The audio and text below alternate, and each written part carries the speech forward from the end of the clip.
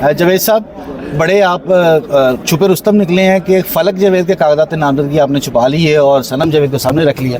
ऐसे ही किया ना हमने, जैसे इलेक्शन कमीशन ने 51(2) में एक क्लास चोरी डाल दी, हमने सनम को फलक को चोरी डाल दिया बीच में। तो किसी ने रोका नहीं आपको? उसी सेम टर्म सेम कंडीशंस में सनम के पेपर के, जैसे सनम के पेपर फाइल हुए हैं उसी तरह उसके फाइल हुए हैं, क्योंकि वो हाईलाइटेड नहीं थी इसलिए वो सनम मरियम के मुकाबले में नहीं थी, किसी को नहीं, किसी ने उस पर एतराज़ नहीं किया। फलक के जो अकाउंट था वो भी उसी तरह था, बिल्कुल, आपके साथ ही था? मेरे साथ ही था जी, मेरे साथ ऐसा ही था जी। तो सनम जावेद तो कहती है मैं हाउसवाइफ हूँ और मैं, आप कहते हैं वो 70 लाख रुपया कमाती हैं, ये क्या है? ये मैंने उसकी कम से कम आमदन आपको बताई है।